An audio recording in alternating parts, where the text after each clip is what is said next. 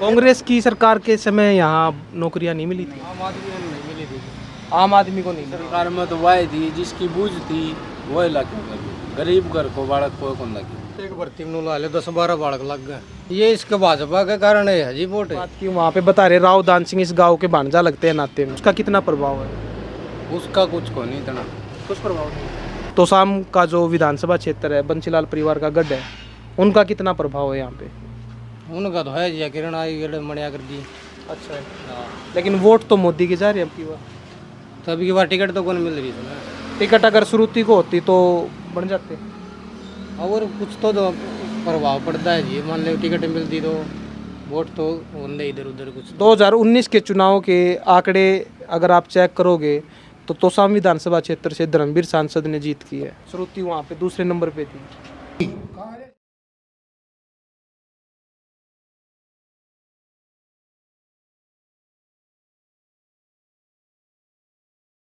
नमस्कार भाई साहब। और ठीक हो भाई साहब? बढ़िया। क्या कुछ माहौल है गांव के अंदर फिलहाल लोकसभा चुनाव का? लोकसभा बता दिया भाई, वो तो टक्कर चल रहा है कांग्रेस की भाजपा की। कांग्रेस और भाजपा की टक्कर है। आज की तारीख में अगर बात करें तो मजबूत स्थिति किसकी होगी? थोड़े आगे आ जाओ भाई साहब। मजबूत स्थिति देखिए। मजबूत स्थिति मोदी की। मोदी की क्या कारण है भाई साहब? कारण ये है भाई, नौकरी अच्छी लगाई है मोदी सरकार ने, बढ़िया। कांग्रेस की सरकार के समय यहाँ नौकरियाँ नहीं मिली थी। नहीं, कांग्रेस सरकार में नहीं थी। नहीं थी। आम आदमी को नहीं मिली थी।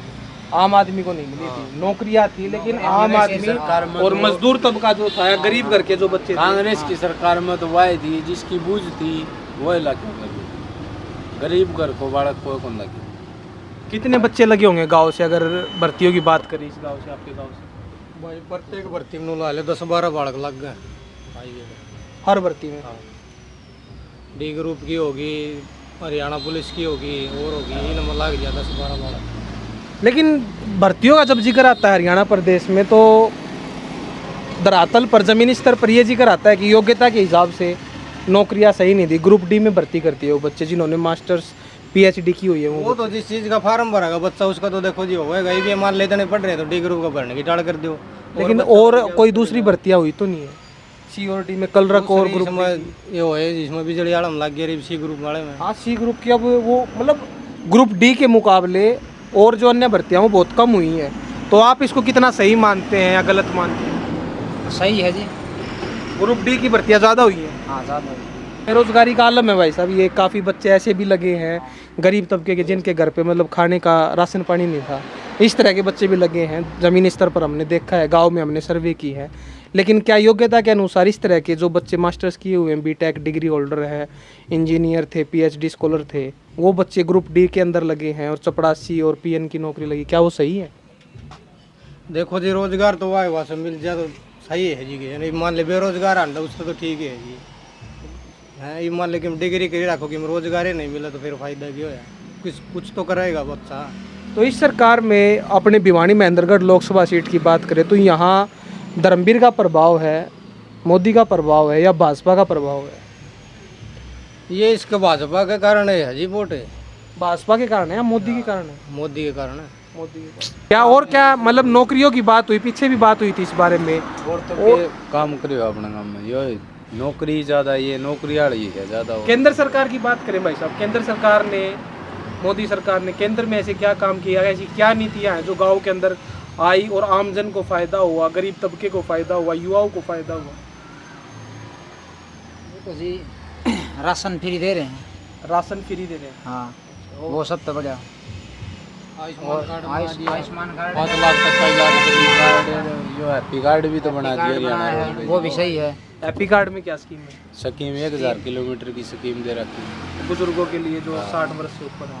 ना कार्ड जो फैमिली आईडी इनकम कम है उसको कोई भी बच्चा हो, चाहे 4 हो चाहे 5 हो, तो उसका फायदा मिला है गाँव में? हाँ बढ़ रहे कार्ड। और भाई साहब और क्या स्कीम आई है ऐसी?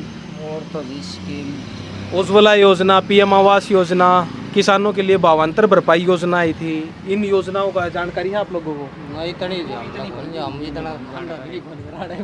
नहीं, युवा हो तो युवाओं को जानकारी होनी चाहिए किसी भी क्षेत्र का, किसी भी देश का, किसी भी समाज का जो नींव होती है वो युवा होती है। युवाओं को जानकारी होगी उतना ही हमारा समाज आगे बढ़ेगा।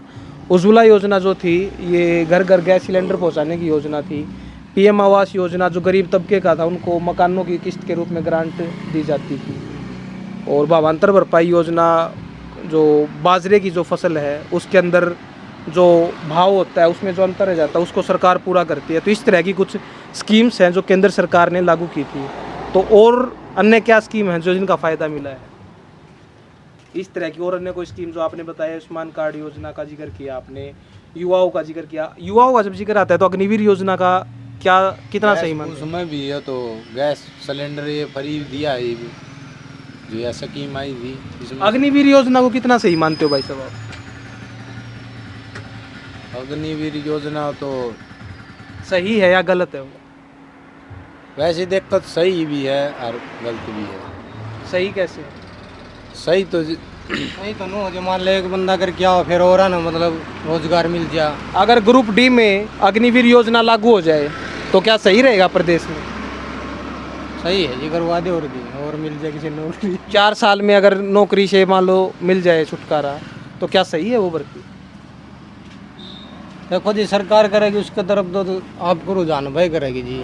अब अपने क्या सही गलती नहीं, की बात वो सही है कि सबको सरकारी नौकरियां दी नहीं जा सकती, जनसंख्या हर रोज़ बढ़ती जा रही है। लेकिन अग्निवीर योजना पीछे कई गांव में हमने सर्वे किया तो युवाओं ने बहुत ज़्यादा रोष व्यक्त किया उसके ऊपर, अग्निवीर योजना को लेके कि 4 साल के लिए फौज में कौन मरने के लिए जाएगा, या जब तक वो हथियार चलाना सीखेंगे तब तक घर वापसी हो चुकी होगी। इसमें तो सही भी है या गलत भी है।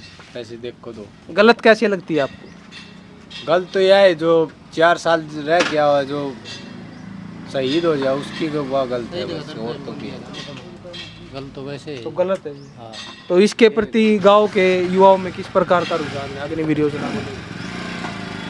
इसका अच्छा, बात करें कांग्रेस सरकार की, पीछे बुजुर्गों से बात की, वहाँ पे बता रहे राव दान सिंह इस गांव के भांजा लगते हैं नाते में, तो उनका भांजे का जो नाता है यहाँ पे उसका कितना प्रभाव है? उसका कुछ को नहीं इतना। कुछ प्रभाव नहीं। तो बात करें बंसीलाल परिवार की, तो शाम का जो विधानसभा क्षेत्र है बंसीलाल परिवार का गढ़ है, उनका कितना प्रभाव है यहाँ पे? उनका तो है जी, किरण आई गड़े मणिया कर दी। अच्छा है। लेकिन वोट तो मोदी के जा रहे हैं अब की बार। तो अभी की बार टिकट तो कौन मिल रही है ना। टिकट अगर श्रुति को होती तो बन जाते। और कुछ तो प्रभाव पड़ता है जी, मान लो टिकट मिलती तो वोट तो होंगे इधर उधर कुछ। 2019 के चुनाव के आंकड़े अगर आप चेक करोगे तो तोसाम विधानसभा क्षेत्र से धर्मवीर सांसद ने जीत की है, श्रुति वहाँ पे दूसरे नंबर पे थी। क्या कारण मानते हो? मतलब गांव के समीकरण बदल गया, वोटर जागरूक हो गया? नहीं, मतलब वैसे एक आम बात है अपनी, इसके अंदर कोई वो घबराहट वाली बात नहीं है, वैसे पूछ रहे हैं बात। मतलब वोटर जागरूक हो गया या समीकरण बदल गए, पहले वाला वो परिवारवाद की राजनीति नहीं रही? क्या मानते हो आप इसमें? मतलब अपना युवा जागरूक हो गया, बुजुर्ग जागरूक हो गया, डिजिटल मीडिया के आने से प्रभाव हो गया? इसमें तो युवा जागरूक हो है। युवा जागरूक हो गया, अपनी मर्जी के हिसाब से, अपनी सहमति के हिसाब से वोट करने लग गए।